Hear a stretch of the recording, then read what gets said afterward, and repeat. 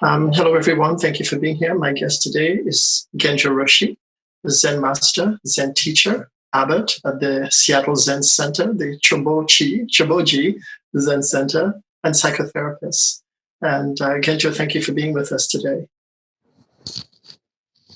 My other guest is Steve Garber, graduate from USD Peace and Justice Center. He's a master Aikidoist, if I may dare say that. He's also a Zen practitioner and a dear friend for a number of years. So, Steve, thank you for being here today and joining us as well. Yeah. Thank you. Yeah. And before we get started, Genjo, what I'd love, if you don't mind, would you start us off in a meditation, please? Sure. So if everyone would take a seat and be comfortable, but also attentive, and settle into your own center of gravity, which is somewhere in the middle of your physical being. And from there, rest and observe the world inside and outside your physical form just as it is, making no effort to add or subtract, to amplify or diminish. Allow your tailbone to feel as though it's rooted deep into Mother Earth and beyond. And allow your spine to feel as though it's like an antenna that is going up towards the heavens, making a nexus between heaven and earth right in your center of gravity. And you can close your eyes or leave them open. I suggest leaving them open just a little bit because we want to be listening on all channels of perception. Just gently listening as though we were in a symphony hall and listening to the symphony of now. And while we listen to the thoughts and feelings and sensations that are arising in this moment, we wait and watch and observe the silence or stillness or presence that is between and within each note. And allowing ourselves to feel that presence or quiet power.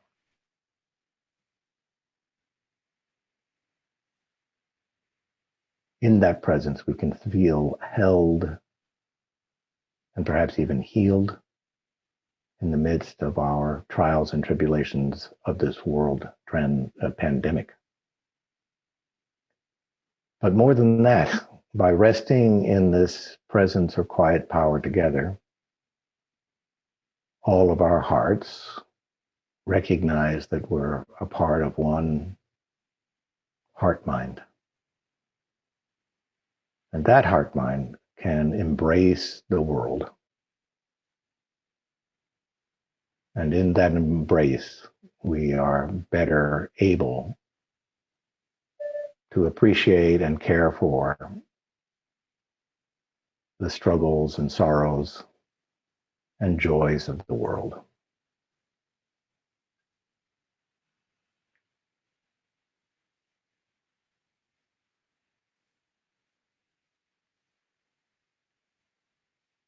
Breathing slow, deep, gentle breaths. Just taking 3 breaths together.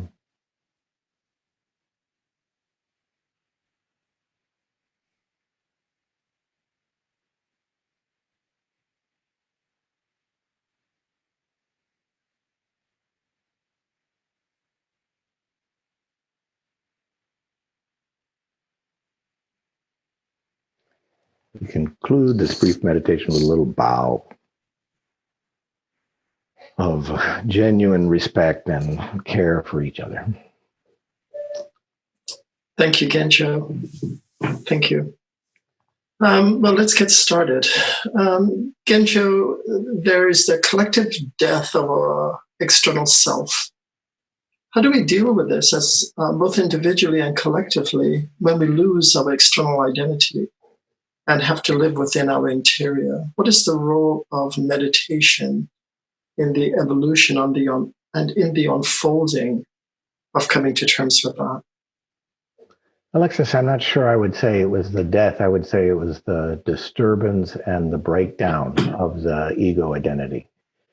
It's still there, and it's nervous and frightened, and rightfully so by the disturbance that the whole planet is in right now.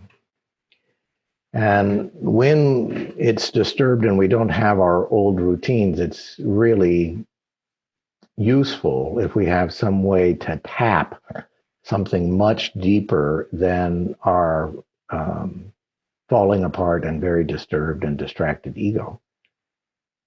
Some people would call it our inner soul, or tapping the collective unconscious, or having communion with our own inner sage or our Buddha nature.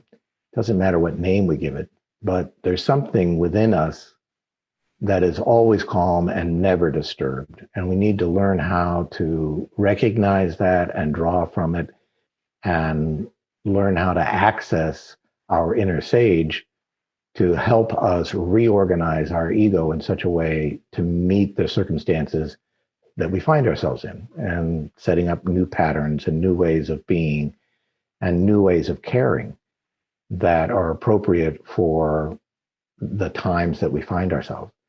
And our sage knows how to make an assessment of all the various needs and circumstances, and synthesize an approach that has nothing to do with success or failure, but has everything to do with making the best of this moment and this day. And we can learn to have confidence in our inner sage and let it begin to direct our actions, daily actions. And then the ego can take a back seat, which is where it belonged in the first place. Usually it's out in the front seat. And it's a little like a 2-year-old driving a car. I don't want to throw away the 2-year-old, but we do need to put it in the car seat, and it's better in the back seat anyway. And in a time of this kind of disturbance, we have a chance to learn how to recognize and cultivate our inner sage and let it drive the car, let it drive our actions. And it will synthesize our circumstances and our needs in a way that is caring for ourselves and also caring for our neighbors. Genjo, that sounds like a new definition of self. When you talk about the ego of the 2-year-old having to be put in the back seat, and in fact, that's where it belongs, it sounds like you're inviting us to come and speak from a different part of who we are, our inner sage. How is that conversation and that narrative and that behavior different than when we speak from our ego?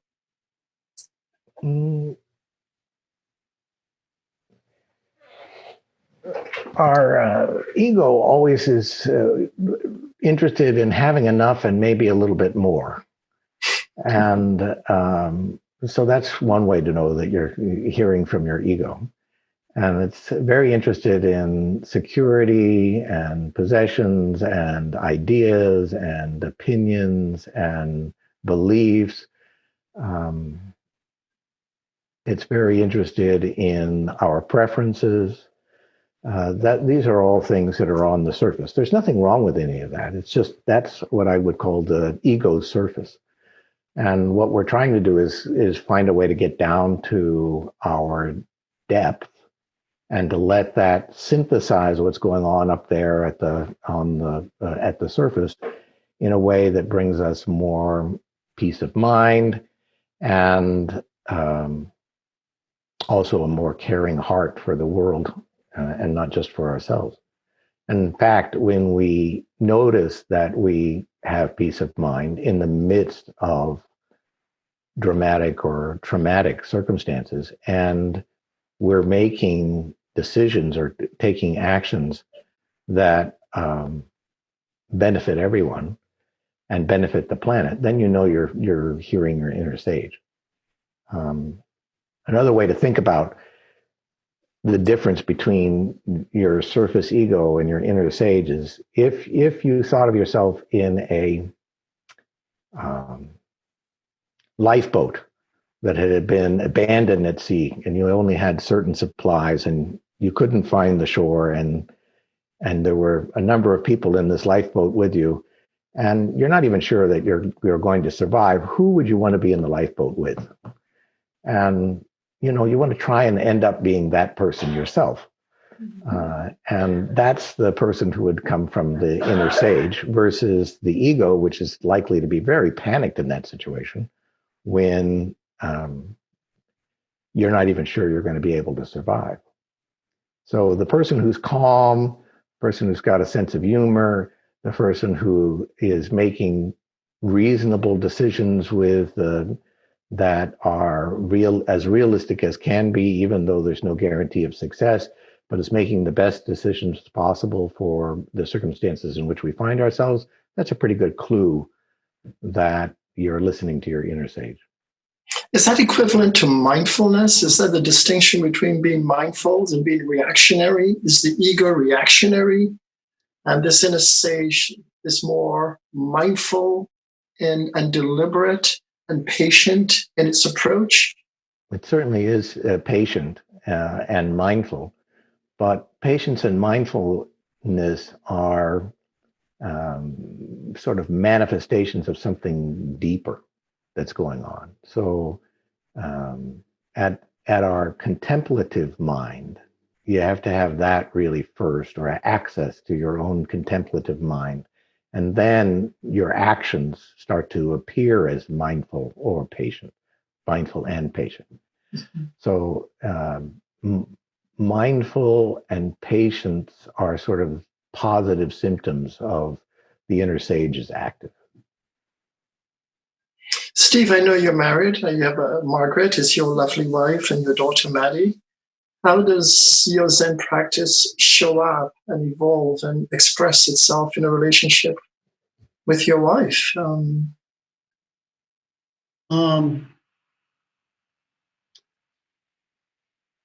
Well, I think with my daughter, especially when she was younger, not as much now, because now she's gotten older and fends for herself. But I think this story about the boat actually reminded me of which I think will apply.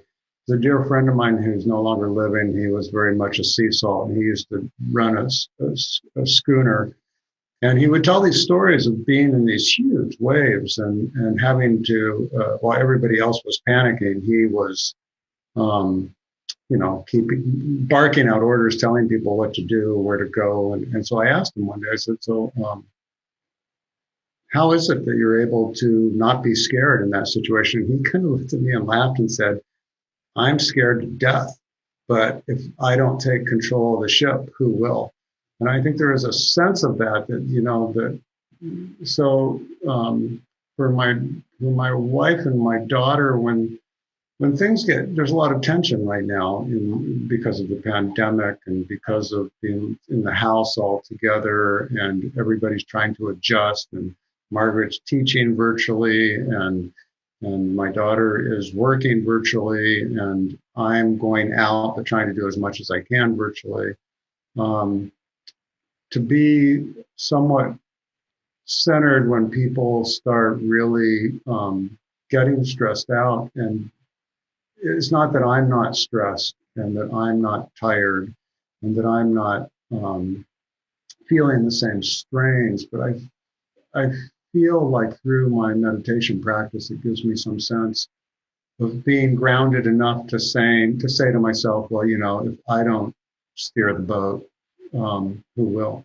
And everybody's capable of steering the boat to some degree on their own. I'm not suggesting that I have any special ability to do that, but there are some situations where I just kick into, okay, it's time to drive the car and put that part of me that is frightened and not feeling like I can actually do it to that knows to put that person in the back seat, as Genjo said, and move forward with it. How often do you meditate in the course of a day or a week? Do you find that? It's been on and off in the course of my life. I mean, right now in the past year, I'm pretty good about meditating every morning right when I get up. Right now, I'm sitting with Genjo, ChoBo-Ji virtually at 5:30 in the morning. Otherwise, I'd be getting up at 5:30 and sitting from 6 to 7 on my own. And then if I really want to get a good night's sleep, I will sit for 10 or 15 minutes, or sometimes more, before I go to sleep, because all of the stuff that's in my head from the day, my work, any TV news report I heard, all of that stuff's kind of jumbled in my head. And if I want to just settle down and center and have that and process that, not that it's going to go away, but process it before I go to sleep, I'll spend some time. That's been really helpful to get a good night's sleep. But I don't want to give the impression that I have sat every day for the course of my life. That would not be true. But I do try and go, like once a year before the pandemic hit, I would try and go to a big sit that occurs in Seattle again with Genjo. It was a big 8-day sit, and sometimes one or two of the smaller 5-day sits, just to kind of recharge my. I looked at it like recharging my battery. Genjo, I'm listening to Steve speak, and I'm thinking, if I was a Zen practitioner and I came to you and I said, Genjo, how do I show up for the folks in my temple? How do I show up for the folks who come to me for meditation and requiring nurturance and guidance? And how do you speak to the Buddhist community? And how do they show up now in respect to holding a space for those in need of meditation and the benefits that comes with it? Well, it's really interesting with the digital Zendo. I'm located here in Seattle, and we do have people coming from all over for our week-long retreats, which we hold one a quarter. But now for morning meditation or evening meditation, we might have someone from Vancouver Island and Kansas and Philadelphia and Colorado and Oregon and California, all meeting at the same time at 5:30 in the morning Pacific time to do meditation together. And I find that extraordinary. And so we have on one sit, we had something like 25 people at 5:30 in the morning.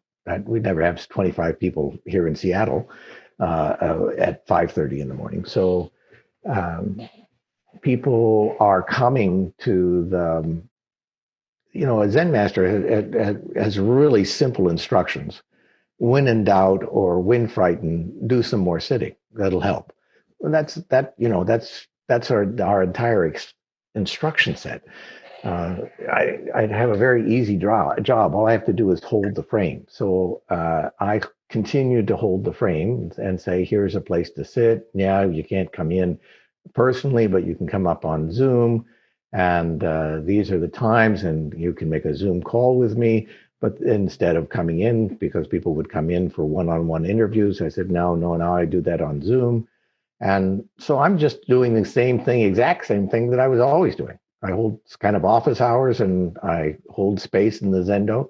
I had one sit where I got crashed by other Zendos. So there were meditation halls on the screen. There's a meditation hall, there's a meditation hall, there's a meditation hall. All these meditation halls were sitting, we decided to sit together. And it's interesting that we're learning new ways. But my job is just to hold the same frame. Here is a tool that is helpful. It's still available. It's even more important that you make use of it in these kind of crazy times. And lots more people are. Genjo, for those of the viewers that aren't familiar, could you kind of describe what is a sit? What does that mean? A sit is a period of meditation. That's what we mean by it. That's our shortcut for saying meditation or saying zazen, which means seated meditation.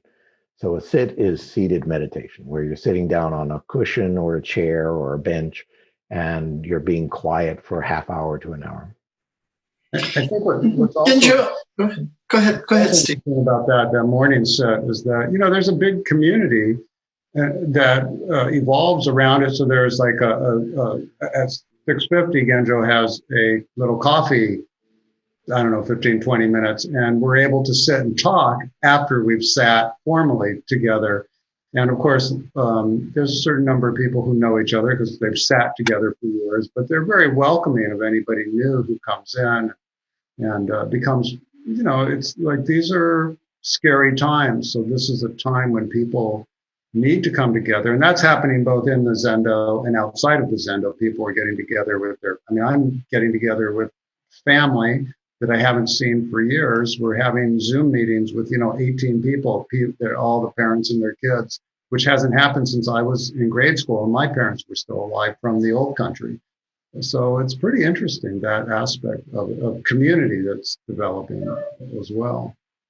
Sandra, if you would sorry, please go ahead. I was just going to say, Steve, one of the things I love about Aikido is randori, when things are coming at you from every direction. That's a time when you're on the mat and lots of people are attacking at once.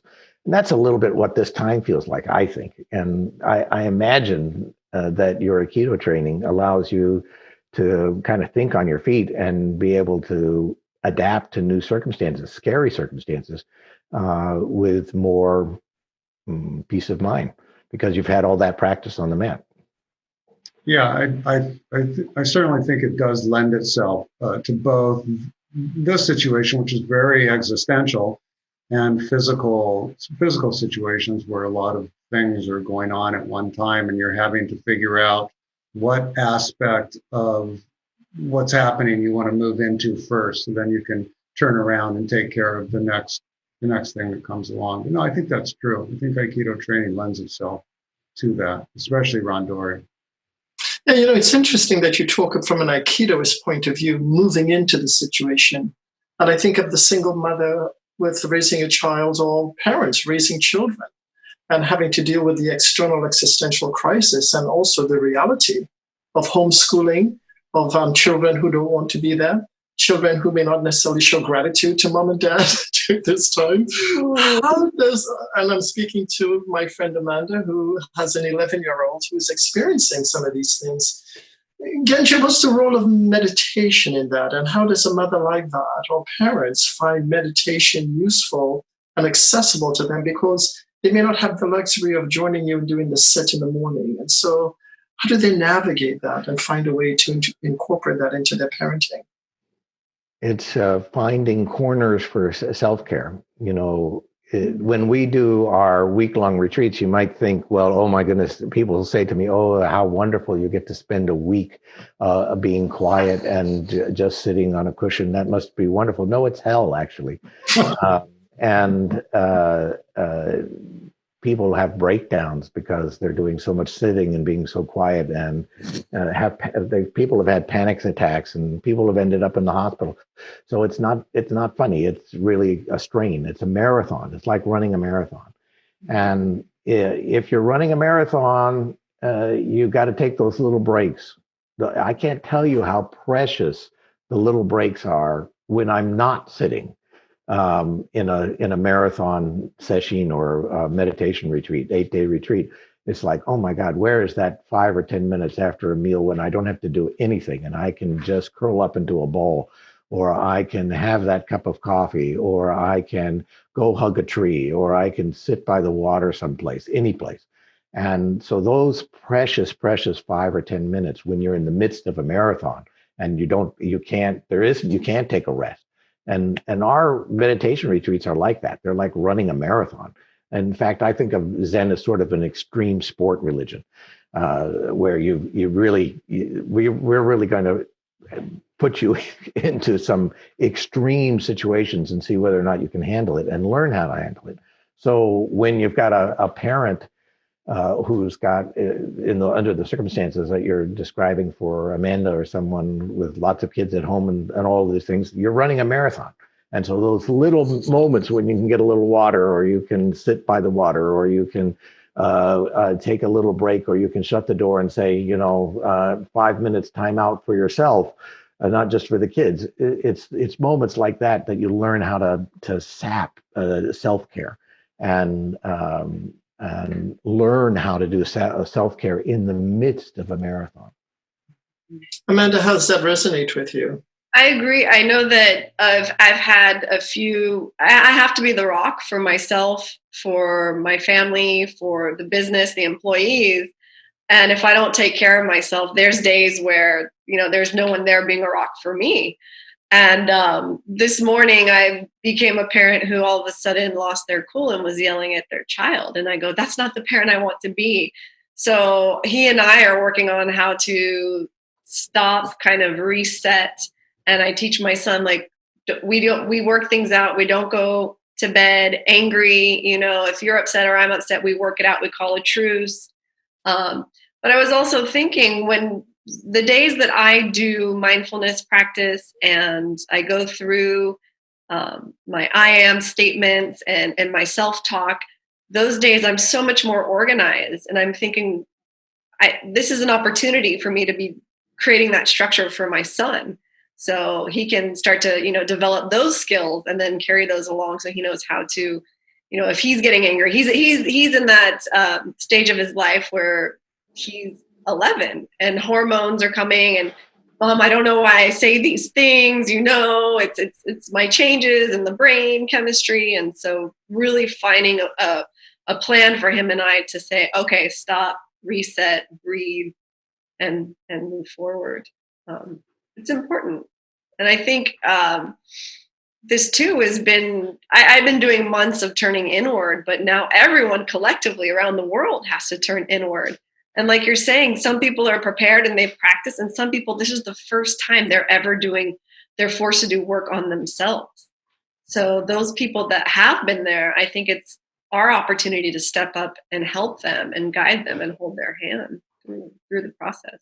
I think with kids in general too, is the kids want, they want boundaries. They want to know what the boundaries are, but they also want to understand, and this is a tricky line. They want to understand that their parents are human and that they have, that they're a certain aspect of vulnerability that you can show. And then of course there's vulnerability you don't want to show.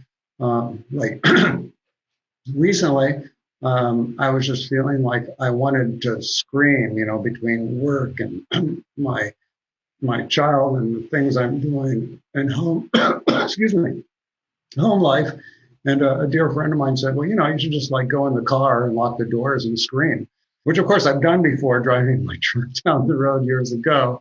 So, but there is a sense that, they want us, children want us to be the hero, but at some level, they also want to see the soft side, the side of you that can cry or can, is compassionate and warm and hugging, and they themselves are going through that, right? They're losing control, like your son, he's angry, he doesn't know why he's saying the things, and at some point it's just like they work, like when they were a baby, right? They would work through that screaming and eventually break down and just go limp in your arms and hug you.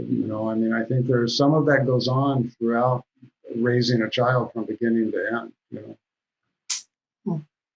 Genjo, as a Zen teacher, you're also human. And so I've noticed that. I'm just wondering, given all that you know as a psychotherapist and a Zen teacher, Zen practitioner for a number of years, kind of speak to how you have gotten insights into yourself, both as a practitioner, as a human being, and being married to your wife, Carolyn, and what's the unfolding and the revelation for you that you could share with us? Everything's my teacher. So my cushion is my teacher, where I do sitting or meditation. My wife is definitely my teacher. My daughter is definitely my teacher. And my clients have been great teachers. In fact, if I can look at everything as what do I learn from this about the human condition, then I'm still learning. I think we're all flowers that are slowly blossoming, and everybody's our teacher. And that's one of our, actually, it's one of our vows, is to look at everything as our teacher. Even the most difficult circumstances. What do I learn about the world? What do I learn about reality? What do I learn about myself? What do I learn about the human condition from this set of circumstances, or from this person, or from this encounter? So if I look at it that way, then yeah, I get to keep growing as a human being. But to grow is to experience pain, Genjo. I mean, growth does Absolutely not come correct. with pain. And so certainly I want to grow, but for the love of God, I don't want the pain. I want to grow in this lovely, seamless kind of way where, it caused me no difficulty and no pain at all. How do I traverse? How do I hold the dissonance of wanting to grow? Like Amanda talked about, I'm looking at myself with my son, I'm thinking I don't want to be that. And so her son is certainly her teacher and a mirror for her to see who she is, at least in that moment. So how do we manage, how do we traverse the growth and the pain in addition to the existential crisis? Well, we have something in Buddhism called the first noble truth, which is the word dukkha, and it's often translated as suffering. That's not a very good translation. But Alexis, I have a truth to give you. I'll take it. There's no escape from this pain. There's the pain of birth, the pain of sickness, the pain of growing old, the growing pains of being 11. There's the growing pains of dying. This is the first noble truth, that these kinds of transformative times are going to be full of pain. And fortunately, there are three more truths to go along with it. But the first one is we have to get real. We're not going to escape this pain, the pain of birth and death and sickness and old age and all the growing pains through all the different phases of life. That's our first noble truth, is kind of, let's get real. We're not going to escape this. There's no way around it. We have to learn how to ride it. We have to learn how to go with it. We have to learn how to make the most of it, but we're not going to escape it. And so meditation is it has nothing to do with escape. It's how to learn to deal with the growth, the pain, the transformations, the panic, the sorrows, how to learn how to deal with it. Where you watch your 11-year-old learning how to deal, and you watch the baby learning how to deal, and we fall down a lot. You watch no toddler learns how to walk without falling down a lot. And even as adults, we have to learn how to fall a lot, which goes back to Steve and Aikido. One of the things that they teach you is how to fall, and how to fall rather gracefully. It's not how not to fall; it's to learn how to fall. And a lot of and also to accept that you learn how to accept and make use of pain, and also to accept the fact that. Right. And also to accept the fact that we will fall, right? I mean, there's resistance to falling.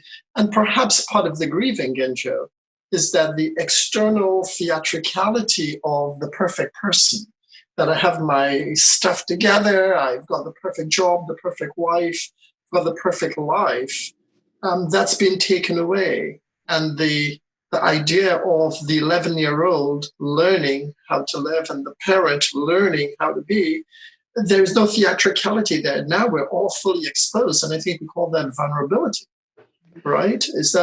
Am I on track there? Yes, I think you are. And in that vulnerability, we have our new learning. I'm actually, because I'm in a very privileged situation where I'm not on the front lines, I'm not the grocery clerk, I'm not the janitor, I'm not the doctor, and I can do so much by Zoom. And I don't have 3 kids at home, and financially I'm stable for a while. So right now I'm in a very privileged place, and so I can kind of hold down the fort for others who are in the midst of great transitions and trials and tribulations and losses. But when we're in that place where it's so crazy, that's the place where I'm going to learn. Right now, I'm coasting. Personally, to tell you the truth, I'm coasting. But I understand that everybody else lots of people are in a place of life and death things. You think of our healthcare workers, even of our grocery store clerks. They're on the front lines and facing life and death. And that's a place to grow. My God. And when I have those times, and I do have those times, those are going to be that's the test of the emergency broadcast system.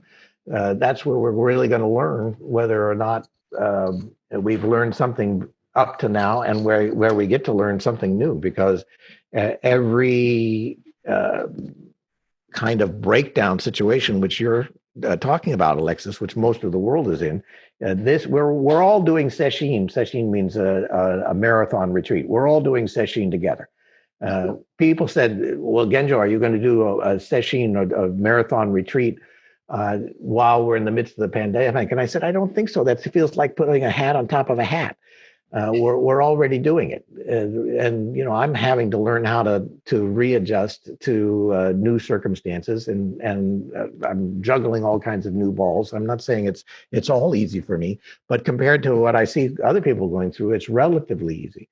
But yeah, no, I don't want to put too much pressure on people. I just want to provide a place where you have a little chance to settle down and root, so that we can face this turbulent time.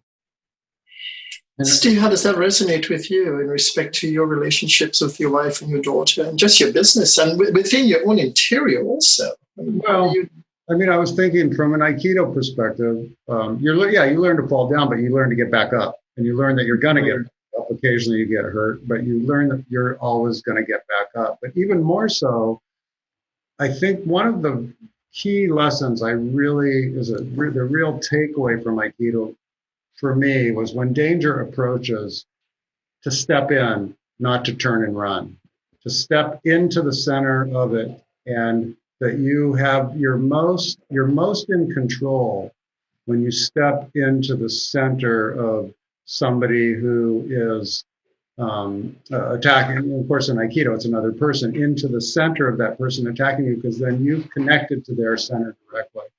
So I think in this situation, we're most in control, least likely to fall, when we step directly into our fears about the situation and take control of those things that we can control, and use those to create some form of normalcy within our house, within the park, like this park that's in the background here, the park close to our house, taking the dog for a walk, the things that create some sense of normalcy. I think Genjo's right. We're in this kind of long, Rahatsu, the big 8-day sit that occurs, in a sense, for me, is always a microcosm of my life. So I have to choose when we're sitting. It's very regimented. There's time for eating and sleeping, but everything else you have to choose. Do I want to write in my journal? Do I want to take a 20-minute nap? Do I want to go walk on the shore of the lake? Do I want to go look at the flowers or the trees? We're always making these decisions, and it becomes a microcosm in your house. Do you want to wash the dishes? Do you want to take a nap? Go out in the backyard. You want to help your children with their schooling. And so it's kind of like you have to choose. You have to kind of know when going back to self-care, you have to know when self-care is the necessary thing to do, or when taking care of your child is the necessary thing to do. And those decisions are not easy, even after years and years and years of practice. They're not even easy. So you have to really look deep in your heart and your mind to know what is the right thing to do. And whatever you choose is the right thing. I'm just going to say that. No judgment. You choose something, you do it. That's the right thing. You don't say, or I don't say later, "Oh, gee, I did the wrong thing." I did something. That's important. When you talk about from an Aikido's point of view, that if you're being attacked, you step into the center, because the power is in your center and the attacker's, the oncoming danger center, and you're stronger that way. That sounds almost like an acceptance, that the idea of when you are in the midst of crisis, one of the things I know that I do, I go into resistance. I don't want it. I kind of want to get away from it. I do just the opposite of stepping into center. And what I hear you saying is that perhaps there's some power in not necessarily resisting it, but kind of squarely accepting that, you know what, this is the coronavirus. I'm here. I'm going to be locked in for a period of time, and I'm going to accept that and engage it. I'm going to go into it. Is that what the center would be? Either Zendo or Steve? Is that what it means to be in the center of the crisis? Yeah, I'm going to go into it, and I'm going to make the best of it, and I'm going to find that kernel, that jewel in the center that's going to be the lesson for the greater part of my life, how I'm going to present in the world. We're so busy in our daily life going to work when we weren't in the pandemic, right?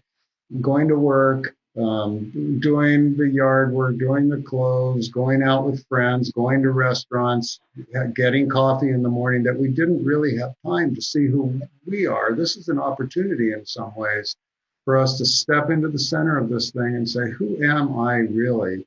And the bottom line, who is Steve Garber? I mean, Steve Garber's a lot of things, many of which I don't like.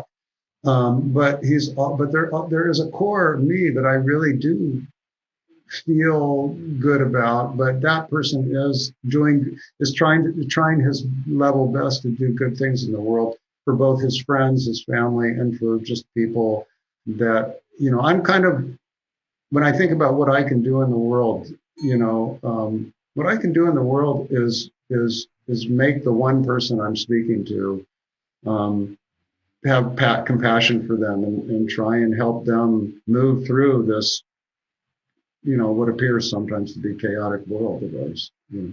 What we learn in psychotherapy and in Zen is to turn towards our fears, to turn squarely towards our fears. So if you're having a repeating nightmare, you want to do some lucid dreaming and face whatever it is that's nightmarish and turn right into it. And you almost always will learn something from turning into the fear rather than allowing yourself in the dream to run away from it. And when you're doing meditation, it's the same thing. You come to all kinds of crazy core kind of wounds and losses and deprivations, and you turn towards those gaps or those wounds, and you learn a lot from them. There's a tremendous treasure trove down there. I'm a type A person who likes to move away from things, you know, or I'll be so involved in the next project that my ghosts can be way back behind me. But in meditation, when I'm doing Zazen, the ghosts come right up on me, and I have to learn how to face them and either combust them or digest them or almost compost them. And then I learned something from that, from just sitting on the cushion facing my own demons and my own ghosts and my own hungry ghosts, we call them. And it can be very hellish. I talk about leading these marathon retreats. It's like I take people to hell and back. And I tell people that they come out feeling like they've gone through a washing machine, gotten all banged up, but they come out fresh and clean. And maybe they've integrated something of their own hungry ghosts along the way, and they feel a little stronger for it. I love that. Amanda, how does this resonate with you as a single mom, an entrepreneur? I mean, I couldn't agree more. I feel like I've done a double take. So I went to Japan with my son when he was still 10 in November. And the 3 months that followed after that trip have just been tumultuous, and a lot of going on in my personal life, and 3 deaths on top of it. Mm. And so I thought I was rounding the corner, and I'd done so much work, like you're saying, turning inwards and being really honest. I've always been vulnerable. I'm a teacher, so I've always been open to sharing my experience. And I looked at myself in the mirror, and I'm like, oh God, I really, who am I? I don't like who I am. And what am I going to do to change it? And so I'd done a ton of work. And then I thought, okay, we're coming into spring, and bam, the pandemic. So it's like another wave is crashing on me. And so I've gotten a double dose of turning inward and looking at my interior. And interesting because I did it by myself, and now I think I'm doing it with the rest of the world and my friends, so, and publicly.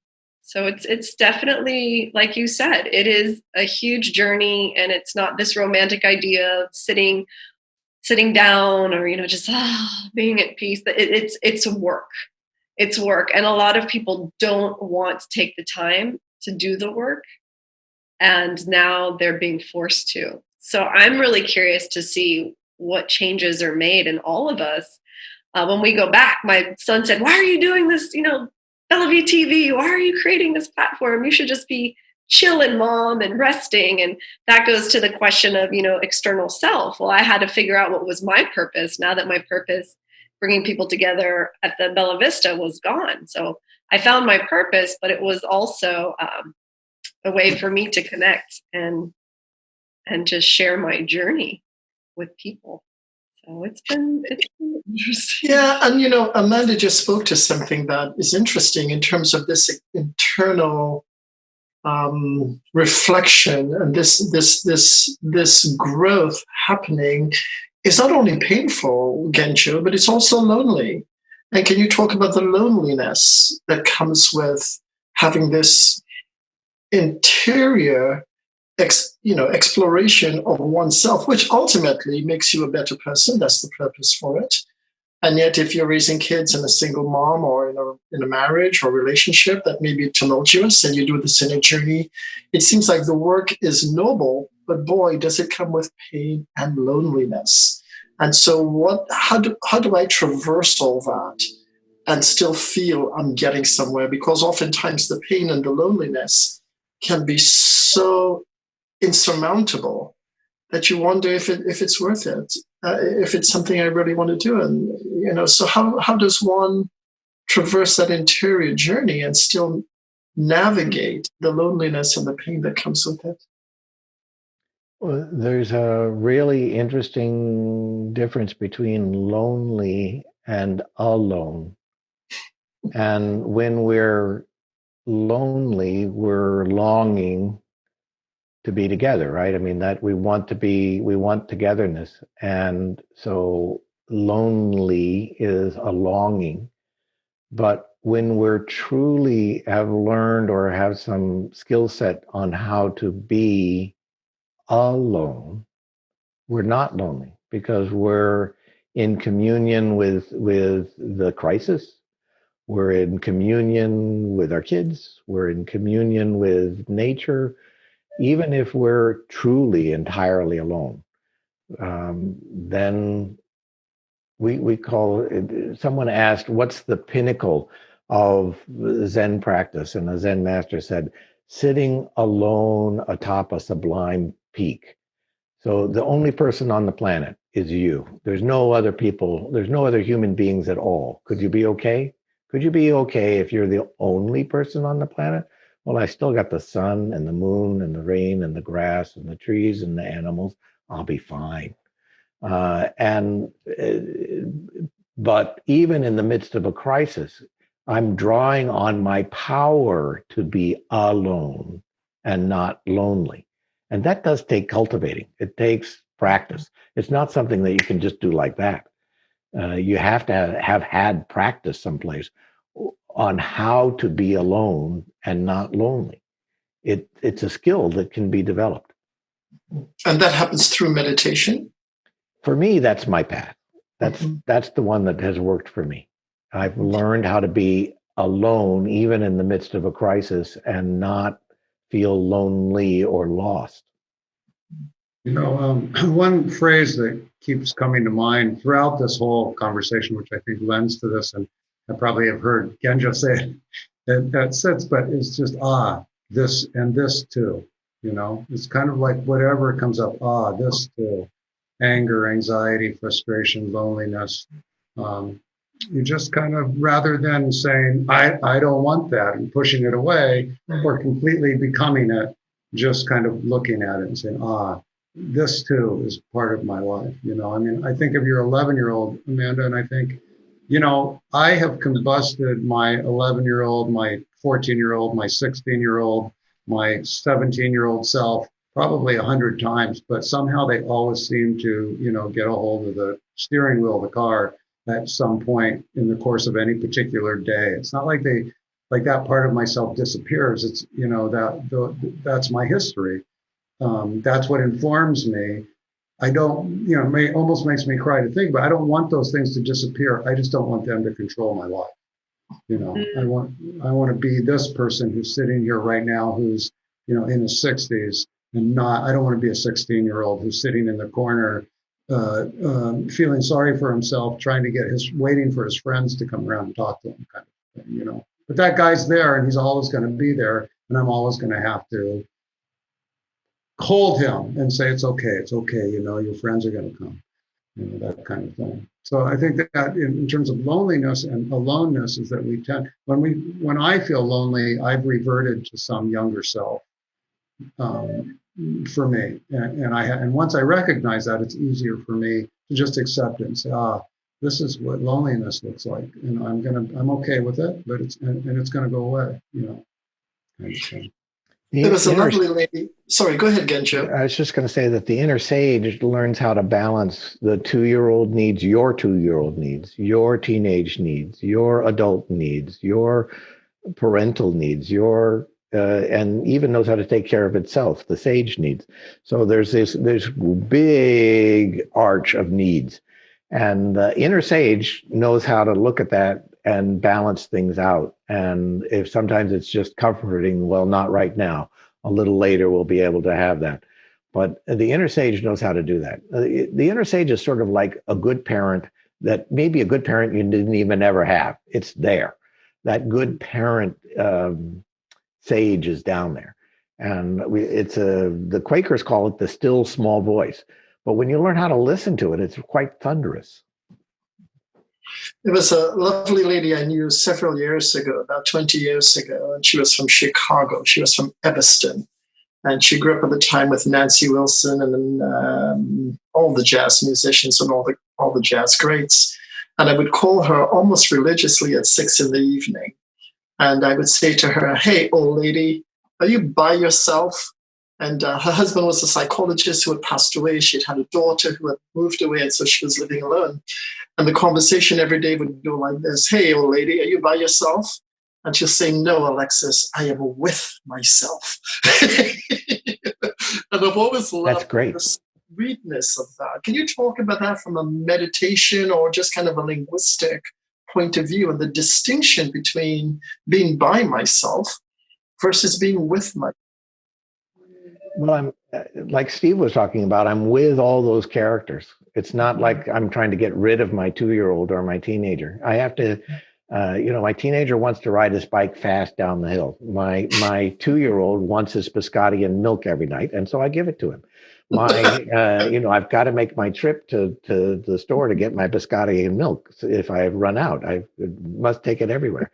So that's my 2-year-old, and my teenager likes to ride his bike fast, and so I ride down the hill way fast. And so everybody gets a turn, and I spend time with the sage on the cushion, and learning how to digest my own inner demons and hungry ghosts. And okay, now I'm better able to meet my day being with all these different characters and all these different needs, and somehow presenting a relatively unpanicked and integrated response to the world. I'm not saying I'm not ever panicked, but that's less often. What a blessing that I'm less often panicked, because I've learned how to integrate these and take care of all these different characters and all these different needs, a big rainbow of needs, and we all have them. And when I am taking care of that rainbow of needs, then my heart is going to be open in a caring, responsible way towards the planet and towards the suffering and towards my neighbors and towards the animal kingdom and towards the trees and the soil too. I am much better able to embrace the situation and embrace what needs doing and to discern what that is and get about it when I've taken care of this rainbow of needs by listening to my inner sage. And I know that I'm losing it when I get stuck either in my attachment or my repulsion to my preferences. Well, I have preferences. Everybody has preferences. But when I'm grabbing onto my preferences or I'm pushing away what I dislike, I know my very superficial ego is running the show by my attachment or my repulsion. The more attached or repulsed I am, the more I'm unable to let go. The less able I'm able to be with myself. And so I watch for that. I can see my attachments coming up almost like weeds in the garden, and they'll tangle me up and shut everything down if I don't watch out.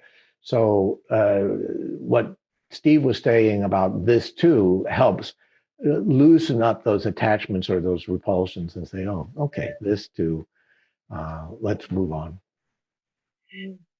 How's that sound with an 11-year-old Amanda?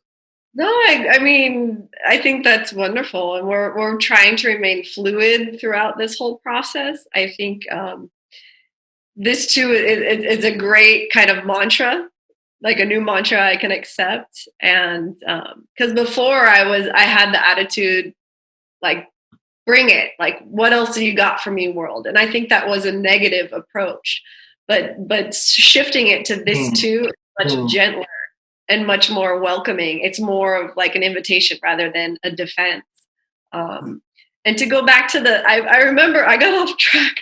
The point I was trying to make about my son asking, like, why am I doing this? And why am I not relaxing? I really think it'll be interesting as we come out of this to see how people will change their daily lives, and will they be integrating, mindfulness practice or meditation into their daily routine? Will they come out of this feeling more balanced? It's going to be interesting to gather again, to reconvene and have this conversation a month from now, 2 months from now, 6 months from now, and we have that hindsight and go, wow, yeah, this is what got us through. And I think it's a blessing too that we have a platform, a digital platform that allows people to tap into both of you, all three of you, as a resource, and be those rocks for the people that are going to need it most, as they're experiencing for the first time turning inward. Yeah.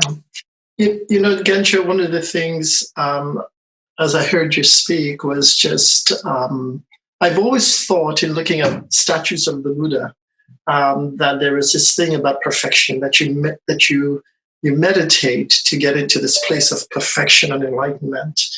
And what I've heard is that you meditate to get into this place where you are more fully human. And I don't know if there's an acceptance. And so I don't know the dance between acceptance and perfection. Can you talk a little bit about that? I know we're almost getting close to the end of the show, but I really wanted to kind of hit on this thing on perfection because, there's no arriving and there's no perfection. And in fact, perfection would be dead. That would be arriving at something. And the best I can say is that we're all perfectly imperfect, and we're all learning, and we're all growing, and we're learning better how to accept that we are multiple personalities. And there used to be something in psychology called multiple personalities disorders. They call it something else now. But I like to say that the disorder is when you don't know you're a multiple personality. That's the disorder. And when you realize that you are a multiple personality, you just gave Amanda a good gift, and you can have acceptance around that, and you can say this too. Another mantra is not to, as in TWO. It's not them and us. It's not this and that. It's not even life and death. This too. That's a very calming, another short mantra. Steve, any last thoughts, because we're getting to that point? Anything you'd like to share with us before we leave, or anything? There was something rolling around my head, but I think it has flown away. I just think, it's that moment where you're in the people you're doing something and you have somewhere to go, and you run across somebody who's in a lot of pain, and you realize in that moment that you need to spend time with this person, and the rest of your day becomes irrelevant. I think that's the moment we're in, is we're in the moment where the rest of the day has become irrelevant in comparison to the amount of pain and suffering that people are in. And we really need to rise to the call that that's what's happening, and people need people to speak to, and we need to take the time to do it. Thank you. Genjo, any parting words you'd like to leave us with?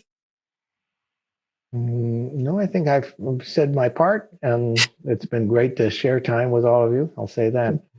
Thank you, Genjo. And anyone is welcome to join us for meditation. There'll be about 10 minutes of chanting that you can just listen to, and then there are 2 periods of 25 minutes of silence, and there's a lot to be learned there.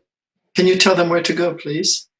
They can check out Seattle Zen Temple, and they'll find the Zoom links under the schedule page. And it's ChoBo-Ji. ChoBo-Ji. Yeah. ChoBo-Ji. ChoBo-Ji. Yeah. Amanda, any last things you'd like to say? Thank you. I was nervous coming on. And this was very helpful. And I thank you for being rocks and continuing to be rocks for everyone out there who needs us and needs leaders in times of uncertainty, needs help learning how to take control, how to control their own thoughts and stay positive and focused and hopeful, because that's really what we all need right now is hope. So thank you for giving us hope and guidance. Thank you again. Thank you for having the venue. Yes, thank you. Thank you, guys. And we'll see you soon. Yes. Ciao. Ciao.